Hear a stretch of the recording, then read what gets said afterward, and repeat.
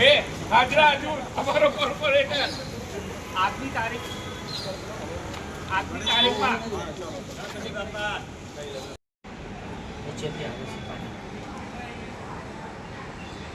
નીચે 4 રૂમ છે.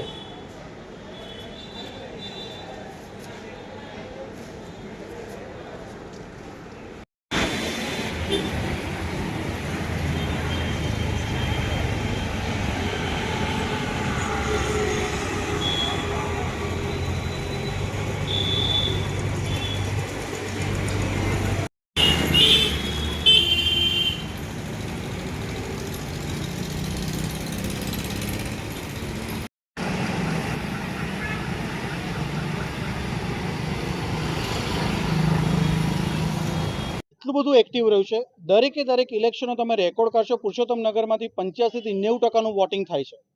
અમારી દરેક નાગરિક એટલા બધા એક્ટિવ છે અને દરેક વસ્તુમાં સંસ્થાને, કોર્પોરેશનને કે લીડર્સને બહુ જ સપોર્ટિવ છે. જ્યારે કશી બી વસ્તુ આવે છે, પુરુષોત્તમ નગર એ લોકોની સાથે ખભાથી ખભા મિલાઈને ઊભું રહ્યું છે. પણ જ્યારે પુરુષોત્તમ નગરને બહુ જ તકલીફ પડી પૂરમાં, ત્યારે આમાંથી એક પણ માણસ પુરુષોત્તમની પડખે ઊભા રહેવા માટે આવ્યો નથી.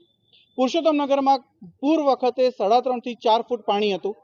બેઝિક નીડ લાઇટ, પીવાનું પાણી કે નહાવાનું પાણી, દૂધ કશું જ નહોતું.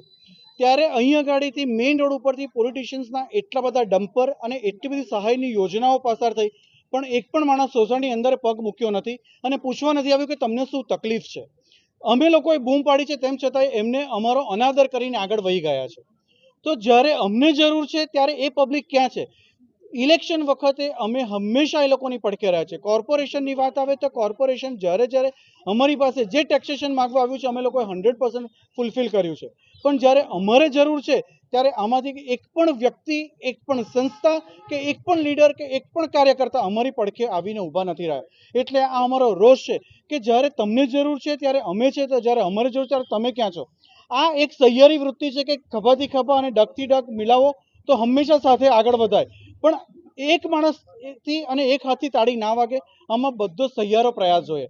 પણ આમાં અમે લોકો વન વે ટ્રાફિક જેવું છે, અમે આગળ વધ્યા છે પણ સામે અમને કશું રિવર્ટમાં મળ્યું નથી. આ બોર્ડ લગાડ્યું છે એટલા માટે જ કે એ લોકોને ખબર પડે કે અમે નોર્મલ પીપલ કેવી પોઝિશનમાંથી પાસ થઈ રહ્યા છે.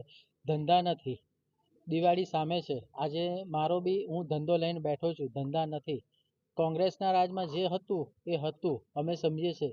2 નંબરનું બધા જ કરે છે, પણ એ લોકો ધંધો આપતા હતા. ભાજપના રાજમાં ધંધા ઠપ થઈ ગયા છે. આજે મારું જ ઘર બેઝમેન્ટમાં 7 ફૂટ પાણીમાં છે. તમે અત્યારે ફોટો લઈને આવ્યા, તમે જોયું હશે. નીચે આ 1 રૂમનો ફોટો હતો, બાકીના 4 રૂમની પરિસ્થિતિ જુઓ.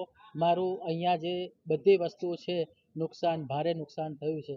અત્યારે હવે એ બધું ક્યારે સર્વાઈવ કરીશું અમે? અને પૂરના દિવસે અહીંયાથી અમે ઘૂંટણ ઉપરના પાણી હતા, કમર સુધીના પાણી હતા, અને અમે લોકો ચાલતા ગાય સર્કલ સુધી ગયા છે.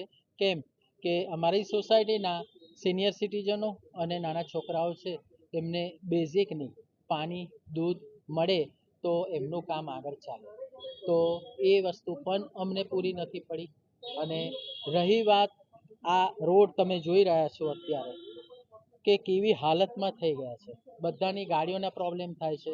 બધાને અહીંયાથી સિનિયર સિટીઝન હોય, અહીંયાથી ગાડીમાં જતા હોય, જર્ક વાગે તો એ અત્યારે ક્યાં છે?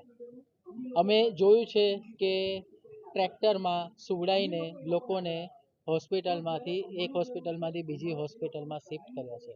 તો આ બધી બેજવાબદારી ભર્યું વર્તન ક્યાર સુધી ચાલશે? અમે બધા ટેક્સ ભરીએ છીએ. સરકારને જ્યારે જરૂર હોય છે ટેક્સથી રૂપિયાની, તો એ અમે મદદ કરીએ. અમને જરૂર છે ત્યારે કોઈ પડખે નથી ઊભું. પરિસ્થિતિ, હું અંદરની સાઈડ રહું છું તો પાણી ઘૂંટણ ઉપર આવતું હતું, બહારની સાઈડ કમર ઉપર આવતું હતું. પાણી જોડે પાણી પીવાનું પાણી નહોતું, ખાવા માટે ખાવાનું નહોતું, ઇલેક્ટ્રિસિટી નહોતી, નેટવર્ક નહોતું. હવે કોઈ અગર સિરિયસ હોય કે હોસ્પિટલાઇઝ કરવાનું હોય કે બોલાવવાનું હોય તો કોલ પણ કેવી રીતે કરાય? નેટવર્ક જ નહોતું આવતું. પછી અત્યારે હજી પીવા માટે પાણી એટલું સારું નથી આવતું અને થોડી ઘરમાં બંધ જ થઈ ગયું છે પાણી પીવાનું. ગવર્મેન્ટ આટલું ટેક્સ લે છે, જેવી રીતે road tax, environment tax, inheritance tax, પછી service tax, sales tax, wealth tax, property tax, water tax, electricity tax. એ બધા ટેક્સ જાય ક્યાં છે? આ બધા નંબર્સ તમને કહું તો 30% છે, 20% છે, પછી 40-50% પણ આવે છે આ બધામાં. હવે આટલા ટેક્સ લઈને પૈસા જાય ક્યાં છે? ડેમ બોલે ડેમમાંથી પાણી આવેલું છે. હવે ડેમ બરાબર કરતા કેમ નથી? આ ડેમ તો કેટલું જૂનું છે. હવે આટલા ટેક્સ લે છે તો ડેમ પણ બરાબર કરવો જોઈએ ને. આ રોડ તમે જો છેલ્લા 10 વર્ષમાં આટલા રોડ ખોદ્યા, આટલો રોડ બનાવ, પણ હજી ખાડા એવા જ છે, હજી રોડ એવો બગડેલો જ છે. એ રોડ જ નહીં કરી શકતો તો સોસાયટીમાં આવીને પણ કરવાના જ છું. ગવર્મેન્ટ આવા ટાઈમે રોડ ઉપર બધા નીકળતા હતા, જોતા હતા. સોસાયટીની સામે અમારી સામે આંખ પણ નથી જોઈ કે આ ઘરમાં કેવું ચાલે છે. અમારા બધા મોટા લોકો એમને બોલાવતા હતા પણ જોતા પણ નહોતા એ લોકોની સામે. આવતા ઇલેક્શનમાં શું? આવતા ઇલેક્શનમાં કોઈને પણ વોટ જ નથી કરવાના ને. હવે કોઈ કરવો જ ના જોઈએ. હવે પહેલા તો પ્રોપર મેન્ટેન કરે, ટેક્સ ઓછા કરે અને બધાને જે પ્રમાણની જરૂરિયાત છે એ બધી પૂરી કરે, એના પછી જ વિચારીએ ને આગળ